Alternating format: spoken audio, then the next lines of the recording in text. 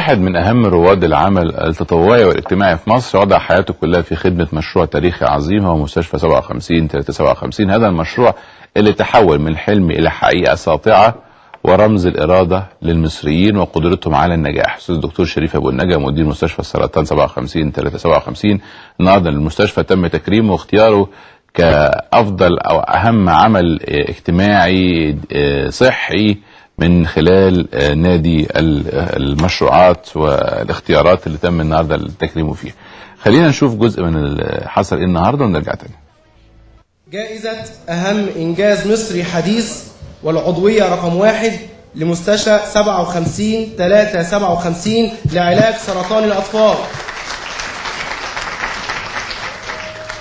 المستشفى قايمة على 3 ركائز أساسية، إن إحنا نقدم رعاية عالية الجودة ترضي ربنا سبحانه وتعالى، ترضي ربنا ورسوله سبحانه وتعالى، وإتقان عمل حقيقي. نمرة 2 إن إحنا يبقى عندنا تعليم وتدريب صح. نمرة 3 بحث علمي. والحمد لله إن هدف المستشفى إن إحنا حطينا قدامنا 85% الأطفال اللي يخفوا، وقلنا أطفالنا وأطفال الدول العربية مش أقل من الأطفال بتوع بره، وإحنا هنوصل ل 85% وإحنا نقدر عليه. الحمد لله أنا هقول لكم معلومة 70% إن شاء الله. الحمد لله أنا ماسك البحث العلمي هنا في المستشفى، عملنا الإحصائيات بتاعتنا، إحنا فتحنا 7/7/2007، إحصائياتنا في 7/7/2012 70% من الأطفال بتوعنا بيخفوا دلوقتي. نسبة لإيه؟ لأقل من 10% قبل كده، ولسه في مستشفيات لا تتعدى نسبة الشفاء فيها النهارده في مصر 5% أو 10%. بس الحمد لله ببركة ربنا سبحانه وتعالى وبإذنه وبالفلوس بتاعتكم وبالدعوات وبالعلم قدرنا إن احنا نوصل اللي احنا فيه. برحب مرة ثانية بدكتور شريف أبو النجا. دكتور شريف أهلا بيك وسعداء، أهلا بهنيك على التكريم. تكريم المستشفى. تكريم المستشفى طبعا. هو يعني انت النهارده الحقيقه لما كنت انا حاضر انت شرحت النهارده ازاي تجربتك، وانا هخليك تحكي لنا التجربه، لان انا يعني زي ما كنت بقول لك من شويه احنا محتاجين نشوف احنا مصر عايزه مننا ايه، ازاي نقدر نلتف حوالين عمل اجتماعي مهم زي ده. ده كان حلم تحول الى حقيقه. احكي لي ازاي كان حلم تحول الى واقع مستشفى سرطان الاطفال 57 الأول أنا هقول مستشفى أنت بتقول مستشفى 57 هو ده المدخل الرئيسي، إن ما هيش باسم حد. يعني أنت يمكن لو سألت أي حد من السادة المشاهدين أو الناس اللي تعرف عن المستشفى أو تسمع عن المستشفى، ما حدش فيهم يعرف حد في مجلس الأمناء بتاع المستشفى، ما حدش يعرف الناس اللي ورا هذا العمل إن هو ده عمل مؤسسي متكامل. فمستشفى 57 الحقيقة هو ده ميزة من الميزات الرئيسية فيها، إن هي وراها مجموعة من الناس بيعملوا ربنا سبحانه وتعالى وبيعملوا بعلم فعلا واخلاص لربنا وبنتحرك. هي بدايه الفكره كانت ابتدت من زمان قوي في سنه 83. يمكن لما ابتدينا كان عندنا اسم سرطان الاطفال في معهد الاورام، كان 8 سجاير. انت اساسا طبيب في معهد الاورام؟ انا اتعينت، خلصت الدراسه بتاعتي وتعينت هناك نايب في الجامعه. فرحنا لقينا اسم 8 سجاير. كان الحقيقه الوضع كان متعب شويه جدا. كان سجاير على الارض ايديا، يمكن انا كنت وريت الصور بتاعتهم النهارده، مسافه بين السرير والسرير 30 سم، ما كانش فيه دواليب، حتى البلكونه كانت مفتوحه ومكسوره، كان كل سرير بينام عليه طفلين بامهاتهم، وكان بناخد مثلا سرنجه او سرنجتين في اليوم بلاستيك عشان نحقن بيهم الاطفال. فكنا بنحقن الطفل بالسرنجه ونسحب وناخد السرنجه ونغسلها بمحلول ملح ونحقن الولد اللي بعديه. كانت الام الناصحه شويه كانت تاخد السرنجه، تجيب السرنجه بتاعتها، وبعدين بعد ما تاخد الطفل ياخد بيها الحقنه بتاعته وتلفها في ورقه جورنان وتحطها عندها. الحقيقه كنت لما رحنا القسم كان لسه محطوط على الازاز التوتيا الزرقاء بتاعت الحرب بتاعت 73. فاكر ايام 73 كانوا بيحطوا توتيا زرق وحجبت فيه كده عشان فكانوا يعني الدنيا كانت منسيه. كان الوقت ده متهيألي البلد بتدور على الرعايه الصحيه الاولانيه، مش بتدور على مرض زي السرطان. كان بتدور لسه، كان محلول الجفاف لسه طالع. ففي يوم من الايام بنشتغل انا وزمايلي، مات مننا من 16 طفل كانوا موجودين جوه الاوضه دي 13 طفل. فالحقيقه في ساعتين يعني مات منهم 13. الحقيقه هو كان معظمهم ما بيحرفوش الحظ ان احنا كنا بندي علاج كيميائي، وما كانش فيه ظروف مناسبه للعلاج الكيميائي لان هو بيقلل المناعه. فالحقيقه انا قعدت اعيط على سجن مع احمد وقلت انا هسيب الطب وامشي. وحصل ان انا افتكرت ان كان يوم 3 فرحت فضيله الشيخ الشعراوي. كان دايما حد قال ان هو بيروح يقعد كل يوم 3 عند الله يرحمه احمد ابو شعره. احمد ابو شعره بتاع الكبير. فرحت لقيتهم قاعدين هم مع الحاج احمد ابو شعره، وكان معاه حاج الله يرحمه عبد الله سلام ومؤسس سلام بكريتك، والله يرحمه احمد عبد الله طيمه كان عضو مجلس قياده الثوره، كان وزير الاوقاف زمان. المهم اتناقشنا معاهم وبعدين طلعنا ان احنا كل واحد فيهم هيساعدنا بمبلغ شهري 50 جنيه على اساس ان احنا نصرح اسم الاطفال، والمبلغ ده ما يبقاش مبلغ فلوس، ده يبقى هديه عينيه. فطلبنا منهم، كان حجمنا ساعتها سرنجات وشويه كانيولات وحاجات حضرتك السبرايز بتاعت الحاجات اللي احنا بندي بيها الحقن يعني. فعلا ابتدى هذا المشروع معاهم، ومن هنا الدنيا اتغيرت خالص. حقيقه كانت بركه، من يعني مش عايز اقول انها بركه. ساعتها انا فاكر حتى كانت مدام امال فهمي جت لنا المستشفى وقالت لنا انتوا عايزين ايه؟ قلنا لها عايزين الدواء. قلت لنا طب استنوا، عشان قلت لها لا انتوا تشوفوا لنا اي فلوس وتنزلي تجيب لنا الدواء دلوقتي. نزلت عند الزحانه اللي جنبينا، راحت جابت لنا الدواء، جت وبقت بتيجي كل يوم بعد ما تخلص البرنامج بتاعك يوم جمعه عشان نبتدي. فالدنيا ابتدت تتحرك الحمد لله. والحمد لله يمكن سنه كان ده سنه 83 84 سنه يمكن 91 بقى عندنا جوه المعهد 120 سرير اطفال. ما شاء الله. وده بيدل على حاجه ثانيه، مش بس احنا تقدمنا، لا ده احنا العيانين حضرتك عارف علاج السرطان بتاع الاطفال بياخد من سنه ل3 سنين. يعني الطفل بيقعد يتعالج من سنه ل3 سنين، مش محجوز في المستشفى، بيخش ياخد جرعات ويطلع ويجي له مشاكل اعراض جانبيه ويخش تاني ويطلع ويجي ياخد جرعات في العياده الخارجيه. فالاول ما كانش عندنا مشكله الحقيقه، 8 سراير كانوا مكفيين لان معظم الاطفال كانوا بيموتوا اول باول يعني ما كانش فيه امكانيات خالص يعني خالص. وكان العلاج الكيميائي اللي بنديه حتى في العلاج الكيميائي بيقلل المناعه، فكان بيخلص الموضوع بدري بدري. ما شاء الله ابتدى لما ابتدت تتوفر الامكانيات، ابتدت الناس تقف جنبينا وتساعدنا، ابتدى مجموعه من رجال الاعمال يقفوا جنبينا. زادت بقى، وابتدت الاطفال تخف وتعيش، فعايزين سراير اكتر. في سنه 91 بقى عندنا 92 بقى عندنا 120 سرير جوه المعهد. فعلا النتائج ابتدت تتحسن كتير. طلعنا بقى زياده، فقلنا نبني مبنى مستشفى لوحدينا وتبقى اكبر مستشفى في العالم. وفي نفس الوقت كنا عايزين نطلع شويه بره المنظومه الحكوميه بحيث ان احنا نبقى مع الجامعه، بس في نفس الوقت اداريا ننفصل شويه، لان الحقيقه العبء على الحكومه في المستشفيات عالي جدا. والحقيقه عمر ما فيش بلد في العالم بتعتمد على حكومات تقدر تصرف على الصحه والتعليم.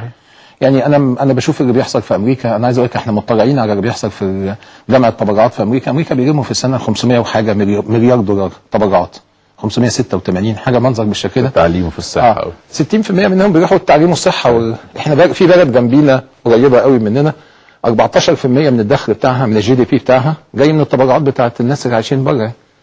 ف قلنا نبني مستشفى كبيره. فالحقيقه في 7 رجال اعمال ما شاء الله، كان كل واحد فيهم متبرع ب1,000,000 جنيه سنه 98. وقلنا نبني مستشفى، وكنا خدنا حته ارض مكان المذبح القديم 1800 متر من الدكتور فتحي سرور، كان يعني اداها لنا في المنطقه وانا كان نايب الدايره. و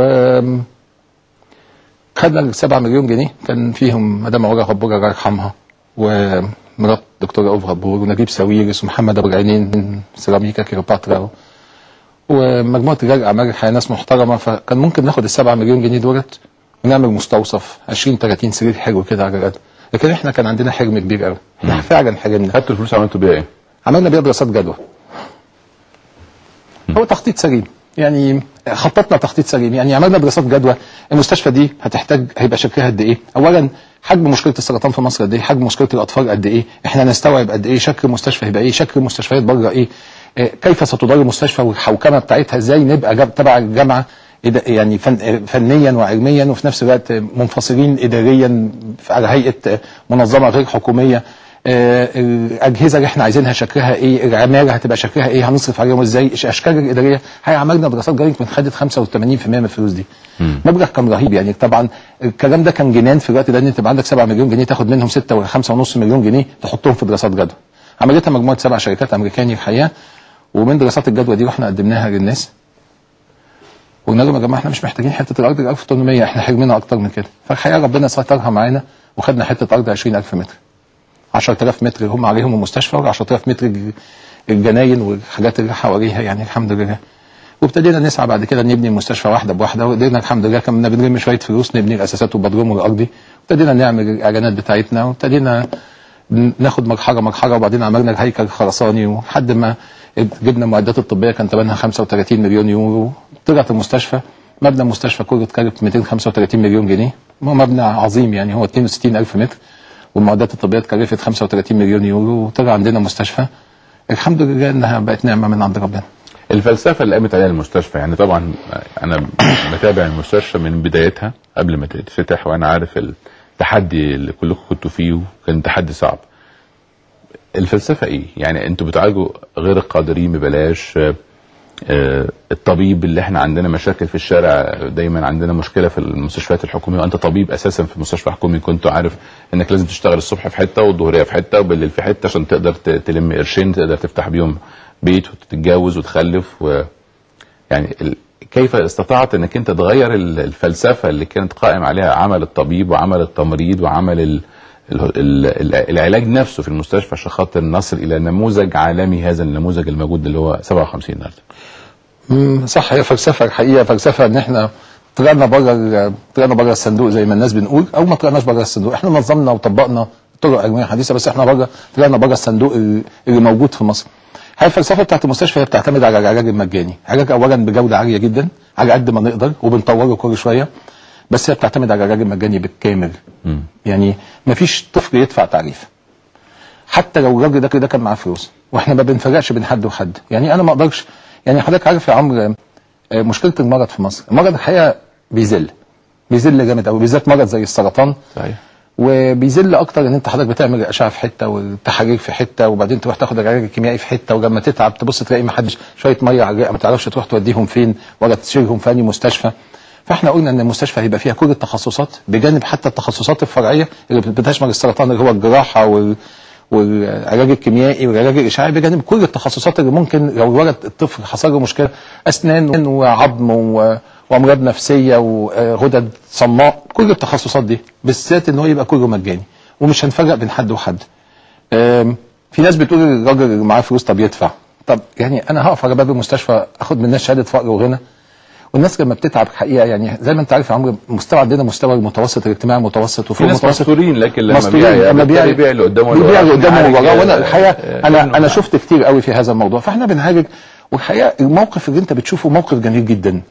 يعني بتشوف مثلا لما واحد غني بيخش تبقى ذكي قوي اكتر ان انت لو ما خدتش منه فلوس حضرتك بتشوف الزياره بس بتاعته شكلها ايه، بتشوف الزياره بتاعته فلان وفلان وفلان. لما بييجوا يشوفوا الخدمه اللي بتتقدم للطفل ومستشفى مرتبه ومستشفى نظيفه ومستشفى كويسه، الحقيقه مش هو بس اللي بيدفع، الزياره بتاعته والنخبه اللي بتجيله هي كمان بتدفع، بتشيل الاطفال اللي حواليه. بس انا ما بنقيش الحقيقه، انا فعلا ما بنقيش الغني والفقير، لان انا لو خدت من حد فلوس اللي معاه فلوس هتكون السلكشن عن طريق يعني او الاختيار عن طريق الفلوس، يبقى دايما هختار اللي معاه فلوس. وده مش المبدا بتاع المستشفى خالص، لان مهمه العمل بتاع المستشفى انها تعالج ببلاش خالص عشان ما نسيبش حد يتذل. بل بالعكس، انا عايز اقول لك يا عمرو ان في علاج السرطان زي ما بقول لك بياخد 3 سنين. احنا 62% من العيانين بتوعنا جايين من الاقاليم والارياف. عندي مثلا 32% من العيانين بياخدوا مرتب شهري عشان بس يروحوا يركبوا مواصلات ويروحوا يجوا، ما عندهمش فلوس من المستشفى عشان يقدر يعيش من المستشفى. انا عايز اقول لك اصل لما طفل بيجي له سرطان في الاسره بتبقى كارثه. انت عمرو لما ابني بيعيا ولا ابنك لا قدر الله حرارته بتبقى 39 ولا 38 انت ما بنعرفش ننام. فتخيل ان الطفل عنده سرطان، بابا ممكن يسيب الشغل بتاعه ومامته بتبقى مش شايفه العيال التانيين، وقصه وروايه كبيره جدا. فالفلسفه الاولانيه ان احنا ما بناخدش من حد علاج خاص وبنعالجهم. يعني انا بتذكر يوم كنا قاعدين في مجلس الاداره الاولاني بنتكلم على نوعيه الدواء اللي احنا هنجيبها، فهنجيب دواء في ادويه اصليه وفي ادويه بنقول عليها ادويه يعني جينيريك او وات ايفر. فكنا بنسال مجلس الاداره بنقول هنجيب دواء ولا هنجيب ده، هنجيب الارخص ولا هنجيب الاحسن؟ فكان الرفض مجلس الاداره. لو وانت يا دكتور، كان بيساله الدكتور هاني حسين مدير عام المستشفى وشريف ابو نجا، انت لو ابنكم هياخد الدواء ده هتديله انهي دواء؟ قلت لهم هاخد الدواء ده، وهو قالوا خلاص يبقى احنا هنجيب الدواء ده. فالحقيقه احنا بنحاول ان احنا نعمل احسن حاجه في المستشفى. والحقيقه يا عمرو الطب بيبقى محتاج شويه كرم في مكافحه العدوى، وكرم في النظافه، وكرم في الدواء اللي يكون كويس، وكرم وتكرم الناس اللي موجوده اللي بتشتغل عشان تديك احسن ما عندها. الفلسفه الثانيه في المستشفى هي فلسفه العاملين، ان احنا بنريح الناس عندنا في المستشفى اللي بتشتغل، بنريحهم تو سم اكستنت او لدرجه كويسه. يعني مثلا انا قبل ما اروح المستشفى كنت بشتغل في مثلا في 6 7 مستشفيات، كنت طول النهار بلف في الشارع، وده حاجه الدكاتره زي ما انت كنت بتقول في مصر. وبعدين العياده بالليل وتصحى الصبح من الساعه 7 لحد الساعه 12 بالليل، ممكن تكون بتجيب فلوس كويسه بس طول النهار في الشارع. ولا بتذاكر ولا بتقرا ولا بتعمل ابحاث ولا بتعمل، انت بس طول النهار قاعد بتنط من المستشفى وقاعد في العربيه طول الوقت. احنا جبنا الدكاتره اللي هم اساتذه في الجامعه كلهم واحسن دكاتره في مصر الحقيقه، وعيناهم وقلنا لهم في المستشفى حضرتك تقفل عيادتك وتشتغل عندنا بس فول تايمر طول الوقت، تشتغل من الساعه 8 الصبح للساعه 5.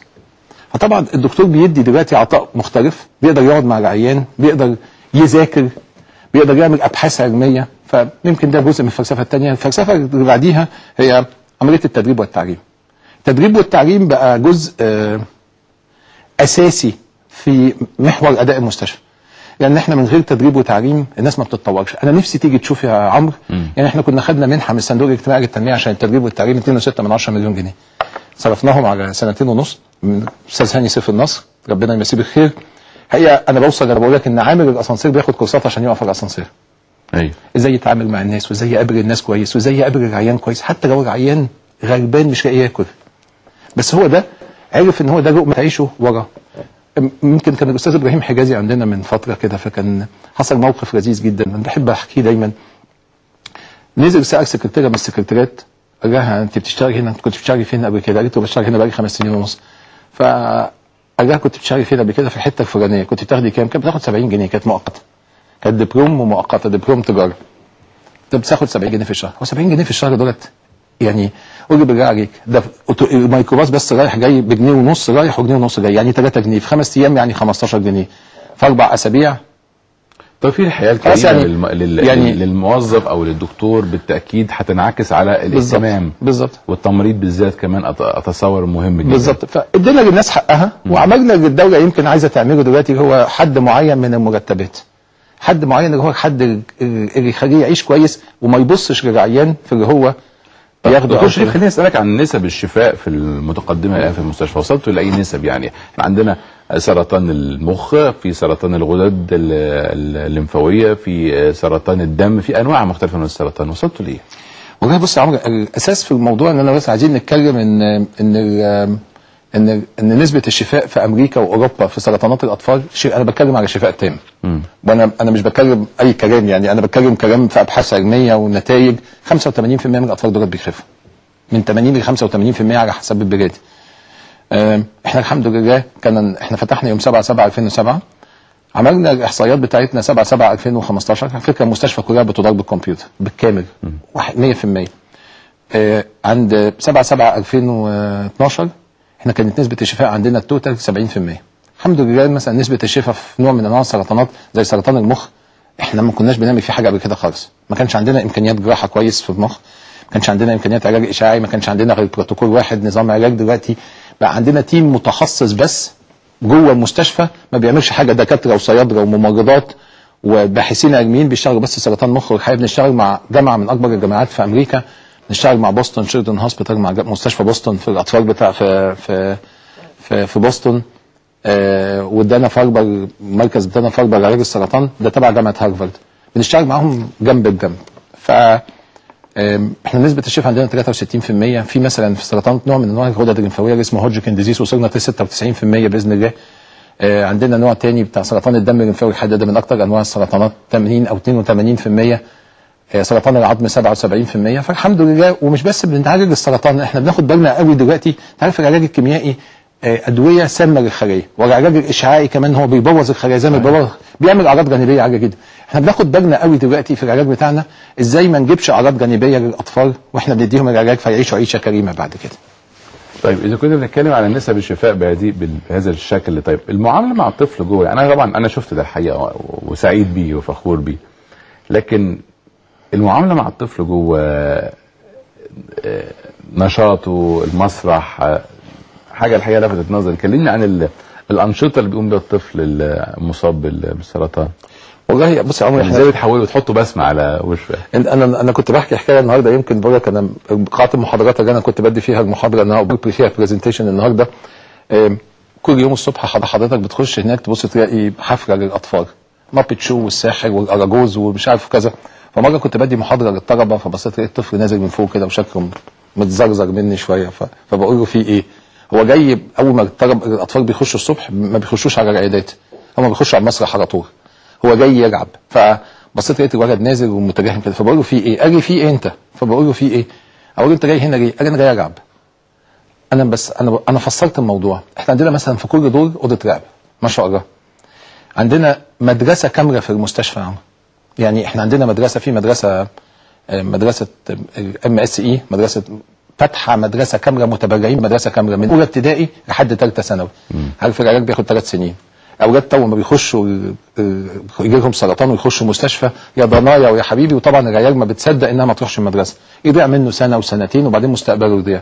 فاحنا عشان عارفين ان هم هيخفوا باذن الله سبحانه وتعالى، فعملنا لهم مدرسه جوه المستشفى، فبيدرسوا حتى اللي ما بيقدرش يقوم من سريره المدرس بيروح لحد السرير وبيدرسه، والامتحانات بتتعمل في المستشفى، فاصبح عندنا مستشفى كامل.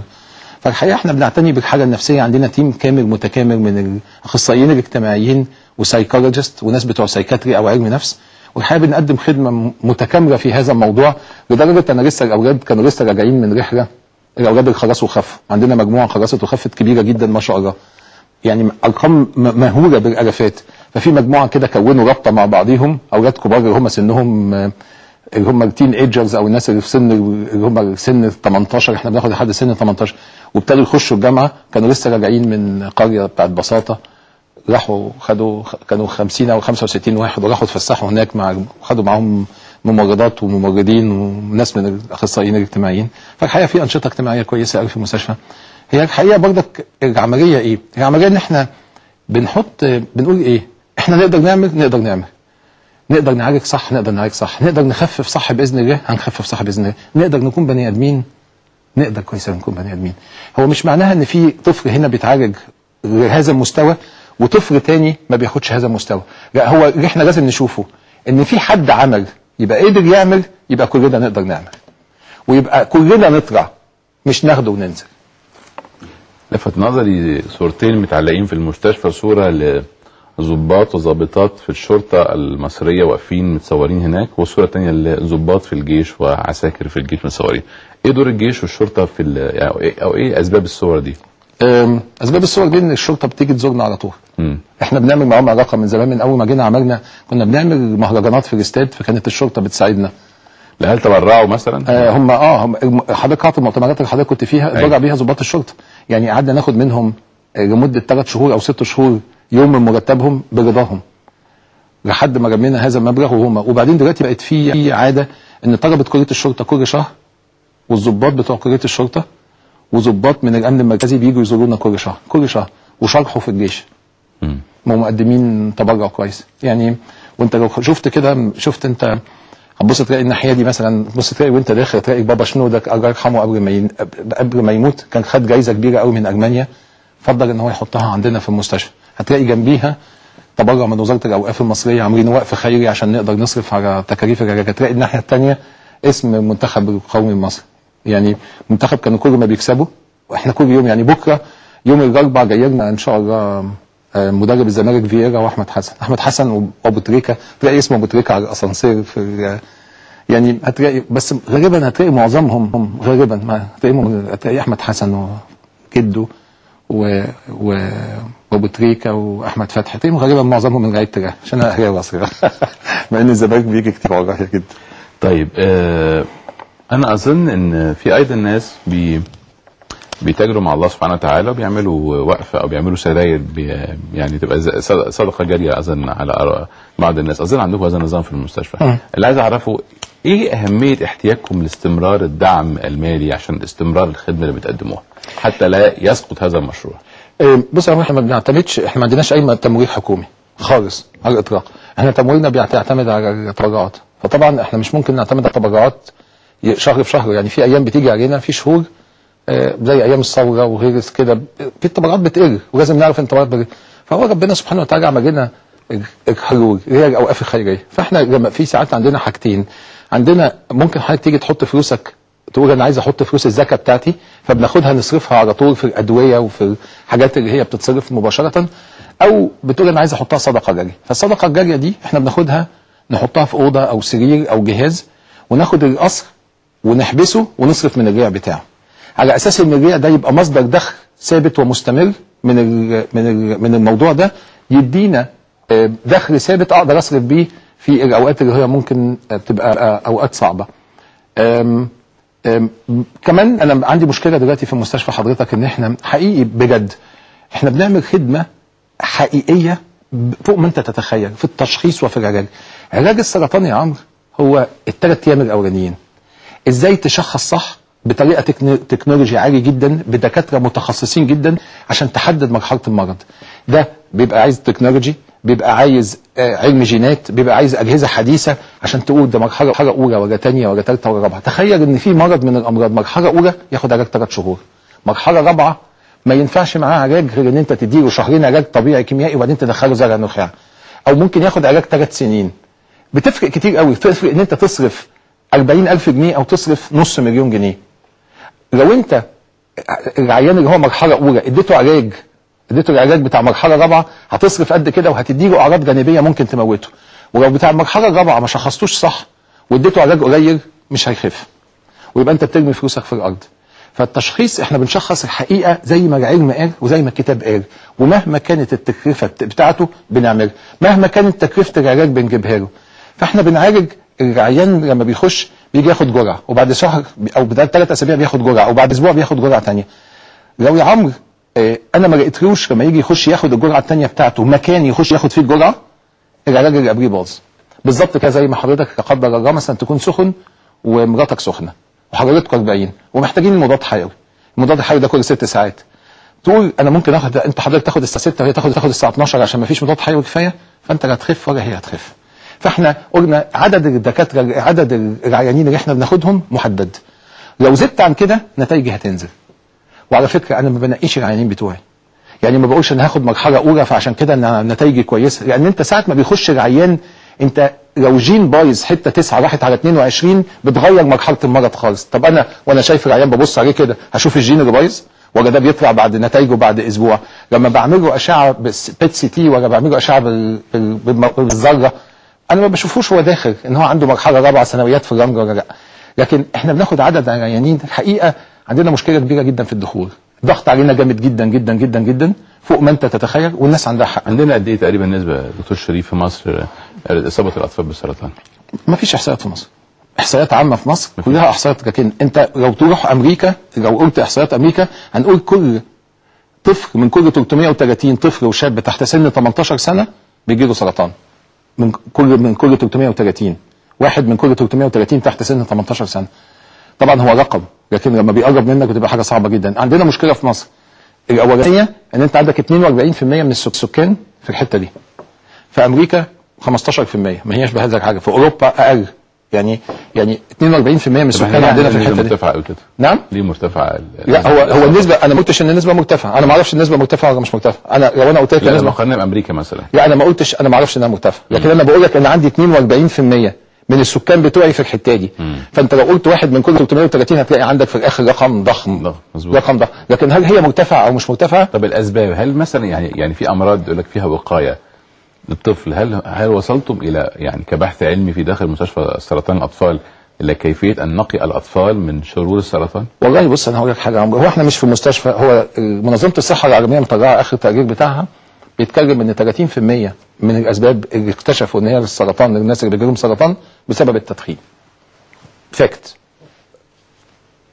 اطفال. ما هو كله عامه. 30% في 30% بسبب التغذيه الغير سليمه. يا اما زياده يا اما نقصان. يعني في بعض الاحيان انا عايز اقول لك حاجه، السمنه من اسباب السرطان. السمنه من اسباب السرطان. بعد كده بقى هات عندك كميه التعرض للبوليوشن، للتلوث البيئي. التلوث البيئي بقى هات المصانع اللي بترمي في النيل، حضرتك هات الهيدروكربونز، الحاجه العربيات اللي قاعده طول النهار تبخ والجاز اللي قاعد طول النهار يبخ، حضرتك الهرمونات اللي بتتاخد للحيوانات عشان تسمنها، حضرتك المبيدات الحشريه اللي حضرتك طول النهار احنا قاعدين بتترمي بزياده عشان البتاع، وعشان حضرتك الخيار يطلع بسرعه زياده فحضرتك ترمي عليه عشان يطلع الفطر اللي فيه فحضرتك ترمي عليه، المانجا عشان تعمل مش عارف ايه يرموا عليها مبيدات شكلها ايه وسمات شكله ايه. كل الحاجات دي كلها الكيماويات دي يعني صعبه قوي، صعبه جدا. البحث العلمي بقى هو احنا علينا دلوقتي، لو تاخد بالك يا عمرو احنا ابتدينا نعمل برامج توعيه او افلام توعيه كرتون، ابتدينا نقول نوعي، لان بصراحه ربنا لو انت حضرتك تروح لدكتور في عيادته يقول لك انا عايز عيانين كتير تجي لي، احنا الوحيدين اللي نفسنا الضغط علينا يقل، لان لما بيجي عيان يخش هو ما بنعرفش ندخله بنتضايق جدا. انا شفت موقف مره كان الساعه 4:30 بعد الظهر، وكان معايا استاذ من امريكا، فسمعنا دوشه بره، فطلعنا لقينا راجل بسيط جدا لابس جلابيه والله منقره ومقطعه كده، وشايل على بنت مرميه على كتفه 8 سنين قد بنتي، بنت مرميه على كتفه عندها سرطان في الدم. فجاي قال لي يا دكتور انا جيت الصبح وانتوا قلتوا لي مفيش مكان، وانا صدقتك، رحت مستشفيتين كمان ولا ما اقدرش اخشهم بعد ما شفت المستشفى عندكم. انا البنت دي جبتها بعد 10 سنين وما عنديش غيرها. حطيتها على الكرسي وطلع مولع في الجلابيه بتاعته. فعلا هقول لحضرتك فعلا عنده حق، مستوى الاداء المهني عندنا مختلف تماما عن اي حاجه ثانيه، وبنزوده الحمد لله. حاجه جميله بقى اللي انا بقولها يا عمرو، احنا مهتمين جدا بالبحث العلمي، النقطه اللي انت اتكلمت عنها. احنا شغالين في البحث العلمي ده، احنا لسه كسبانين منحه من وزاره البحث العلمي ب 10 مليون جنيه عشان هنجيب احدث اجهزه في العالم عشان نشوف الجينات اللي بايظه في الامراض. حاجه اسمها الاس تي دي اف. احنا عملنا بحث علمي بنعمل حقيقه مهتمين جدا ان كل الناس تشارك في البحث العلمي. نفسنا ان البحث العلمي ما يبقاش بس دكتور قاعد على ميكروسكوب وبيطلع وبيكتشف، احنا نفسنا يبقى عندنا في يوم من الايام منتج نبيعه، عشان مصر هي دي مشكله مصر. مصر ما عندهاش منتج تبيعه. ازاي نقدر نحول مستشفى زي دي دكتور شريف الى مركز ابحاث عالمي لامراض السرطان مثلا؟ هل ده حلمك من ضمن احلامك؟ هو ده من ضمن احلامنا، من ضمن احلام مجلس الامناء. احنا عندنا دلوقتي مشاريع توسعيه، انا كنت بكلمك عن العيانين اللي ما بتخشش. حضرتك دلوقتي يا عمرو احنا يمكن انت شفت في المستشفى النهارده احنا 185 سرير. احنا اكبر مستشفى سرطان اطفال في العالم. صدقني والله المستشفى اللي بعدين في العالم اكبر، انا ما بقولش احسن. انا بقول اكبر. المستشفى اللي بعدينا اسمها سان جود في ممفيس في امريكا، دي مستشفى احسن مستشفى، دي احسن مستشفى 87 سرير او 78 سرير. احنا زودنا 60 سرير في مستشفى ان شاء الله يفتحوا يوم 1/7. 60 سرير جوه المستشفى. 60 سرير دولت برضك الناس بتتكلم على رقم السرير فاكرين ان هو رقم عادي. خلي بالك يا عمرو، انا عندي 185 سرير و60 سرير، انا عندي كل يوم في العلاج الخارجي، العلاج اليومي الواحد عيانين 600 ل 700 عيان بياخدوا علاج وبيروحوا وعندنا ياخد كيموثيرابي وبياخد كيموثيرابي وبيروح، وده حاجه يعني ارقام مهوله، يعني ان انا كل يوم اعالج 800 او 900 عيان، ده ارقام مهوله في الخدمه وفي الصرف وفي التكاليف. تكاليف عاليه جدا جدا جدا بتاعت العلاج الكيميائي والعلاج المكمل للعلاج الكيميائي. فاحنا بنزود 60 سرير. مستشفى طنطا ان شاء الله تبقى 60 سرير كمان، تفتح اخر السنه دي ان شاء الله. هي اتاخرت شويه عشان احداث الثوره الحقيقه، وكانت المفروض تفتح في بدايه السنه. فهنبقى عندنا 300 سرير. المشاريع الجديده بقى خدنا حته ارض قدام المستشفى الحقيقه بمساعده محافظه القاهره، كتر الف خيرهم وكتر الف خير محافظه القاهره في اللي هو بيعمله معانا، ربنا يكرمه يا رب. محترم جدا جدا جدا. وبعدين راجل علمي جدا يعني ما شاء الله. انا بقول عايز اعمل مشروع فلاني، بنروح نقول عايزين نعمل مشروع فلاني، ادوني كيس ستادي، وراجل ان هو راجل استاذ جامعه وساينتفك، اعملوا لي دراسه جدوى. عملنا دراسه جدوى اتكلفت قد كده اهو، بس في الاخر بيقرا دراسه الجدوى وبيقول انا مش هديك كده وخلاص. فاحنا بنزود ان شاء الله، خدنا حته ارض جنب المستشفى هنزود فيها 350 سرير كمان. هتتربط المستشفى دي بالمستشفى دي. خدنا حته ارض قدام المستشفى من الناحيه الثانيه هنعمل عليها حاجتين، مركز بحث علمي 8 ادوار، وهنعمل عليها اكاديميه لتدريب العلوم الطبيه. احنا عندنا في مصر يا عمرو مشكله في الاداء المهني، لان يعني الطب معتمد على حاجتين، دكتور وممرض. الطب النهارده بقى فيه 500,000 تخصص حواليهم بيسهلوهم جدا. فهنعمل مثلا احنا على سبيل المثال مضينا يوم 21/9 انا سافرت انا والدكتور هاني حسين مدير عام المستشفى، سافرنا بوسطن تشيلدرن. بوسطن دي احسن مستشفى في امريكا بقى 18 سنه، ودانا فاربر. مضينا معاهم شهاده هنعملها لدكاتره سرطان الاطفال، لان احنا ما عندناش اعداد كفايه، وده جزء من المشكله عندنا، ان انا ما عنديش دكاتره كفايه عشان يعالجوا هذا الكم من العيانين. فالدكاتره بيجي لهم حقيقي انهيار عصبي. هتبقى سنتين في مصر الشهاده دي، و6 شهور في امريكا. عظيم جدا. و6 شهور في امريكا. لسه كان عندنا من اسبوعين جامعه من نيويورك، احسن من اكبر جامعات التمريض في نيويورك. بنفكر هنعمل معاهم شهاده للتمريض على 3 مستويات. من ضمن المستويات اللي هقولها لك، ويمكن بس مش عايز اخش في تفاصيل، احنا عندنا ناس متخرجه من الجامعه كتير قوي وطلبه جامعه، انا بشوفهم عندنا نيرس اسيستنت، مساعدين للتمريض. مش عارف اقول لك يا عمرو، كنت باخد مضاد حيوي من كام يوم، وكل يوم بينزل ممرض عشان يديني المضاد الحيوي معاه نيرس اسيستنت. حاجه تشرح القلب اللي هو مساعده التمريض دي. واكتشف كل يوم ايه؟ ان النيرس اسيستنت دي يا اما بكالوريوس خدمه اجتماعيه، يا اما ليسانس اداب، يا اما بكالوريوس، يا اما ليسانس حقوق. ناس متخرجه من الجامعه بس بياخدوا مرتب كويس ولقوا شغلانه على الرجل.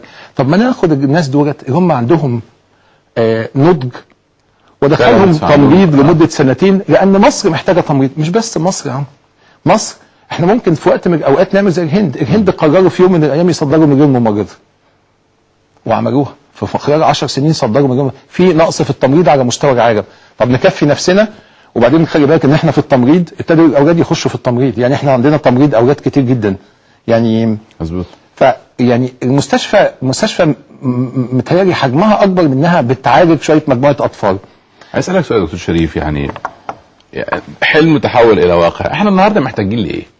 يعني انت راجل في يوم من الايام استقلت، كنت هتستقيل من سلك الجامعه لما حسيت انك انت المستشفى عندك من 16 طفل في 13 ماتوا في ساعتين ورا بعض، فقدت الامل. لكن الامل يعني دخل جواك تاني وعشت تاني، وقدرت تعمل انت وزملائك اللي بنحترمهم ونقدرهم كلهم مستشفى عظيم زي ده.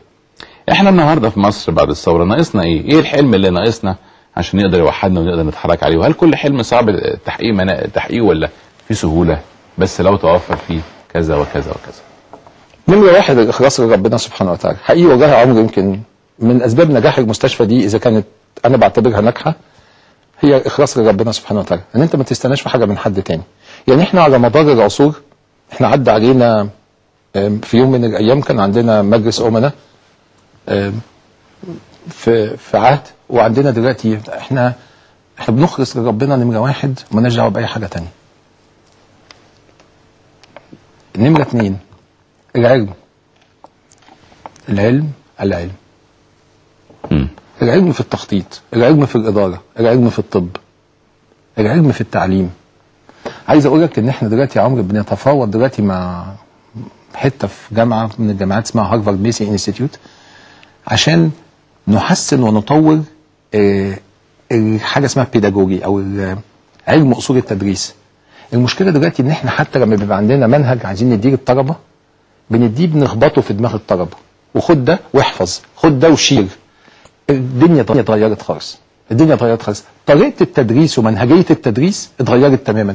ازاي تخليه يخش يعمل كيس ستادي، ازاي تجيبه من مكان وتحطه في مكان تاني عشان تغير له الوضع بتاعه وتفهمه بطريقة تانية، وازاي تديله اوديو يعني طرق ووسائل تانية من التعليم، ازاي تجيب له ناس من جهات مختلفة مش لازم تقول له هو دي الموضوع اللي انت عايزه وبعدين تروحه هو كمان يشتغل. فاحنا محتاجين في مصر فعلا علم اصول التدريس، ازاي نقدر ندرس للناس دولت. هو لو انت قلت لي النهارده احنا عايزين ايه، هقول لك احنا محتاجين تعليم، محتاجين تعليم، محتاجين تعليم، محتاجين تعليم، محتاجين تعليم. انا لو معايا مليار جنيه وربنا حكمني فيهم، انا هفتح مدرسه وهفتح جامعه اهليه، لان التعليم والصحه يا عمرو محتاجين شويه كرم، ولا ينفع فيهم حكومه ولا ينفع فيهم خاص قوي. المجتمع المدني مهم قوي في الحته دي. المجتمع المدني مهم جدا في حتتين الصحه والتعليم. والحاجه اللي بعديها ان الناس تحلم، ما تخافش بقى. تخاف من ايه؟ ما انا عايز احلم واعيش. معامر احنا ما عندناش احنا النهارده لو عندنا مشاكل اقتصاديه احنا ما عندناش منتج نبيعه. انا ما عنديش منتج. انا لسه كنت بكلمهم في محاضره الاسبوع اللي فات بقول يا جماعه البحث العلمي مش بتاع الدكاتره بس يا جماعه، ومش بتاع الدكتور ده فلان الفلاني ده عشان هو بيشوف الخليه وبيشوف بتاع. يا جماعه انا نفسي المهندسين يقعدوا مع الدكاتره عشان نطلع بسوفت وير في الاخر لجهاز ايكو ولا جهاز كذا ونبيعه. عايزين نشوف دواء جديد نعمله بيتنسي، واي نوت؟ ليه لا؟ احنا اقل الناس التانيه في ايه؟ ننظم نفسنا ونمشي بالعلم. تقول ايه بقى لرجال السياسه الان؟ مطلوب منهم ايه في مصر في ظل اللي هم خارج اسوار مستشفى سرطان الاطفال؟ تقول لهم ايه عشان يشاركوا مثلا في مشروع زي ده، او بشكل عام تقول لهم ايه؟ اقول رجال السياسه اقول لهم يجوا يتبرعوا للمستشفى، عشان انا ماليش دعوه بالسياسه. انا ليا دعوه ب 57 وليا دعوه بالاطفال الصغيرين اللي جوه المستشفى.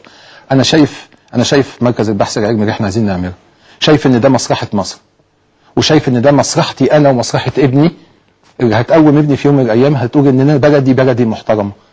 هقول لهم انا شايف قدامي 350 سرير، من ضمن مثلا 350 سرير احنا بنشتغل دلوقتي مع جامعات بره عشان نعمل مستشفى زيرو انرجي تولد الطاقه بتاعتها، وهنشتغل مع جامعات هنا في مصر تولد الطاقه بتاعتها، عشان انا حاسس بمشكله البلد. يعني المستشفى مش مجرد مكان هيعالج شويه اطفال صغيرين. هقول لهم انا هحاول احل مشكله البلد كلها من خلال مشروع بسيط وصغير زي 57. يعني انا لسه كان عندنا سيد مساعد وزير الخارجيه لشؤون دول حوض النيل. احنا بنشتغل بقالنا 3 سنين من قبل الثوره. بنساعد دول حوض النيل، بنجيبهم ندربهم ونعالجهم عندنا. وبنجيب مجموعه صغيره من العيانين من عندهم نعالجهم ببلاش. ده اسمه ايه يا عمرو؟ دي بيسموها القوى الناعمه اللي احنا ممكن نستخدمها عشان نحافظ لبلدي على شريان حياه.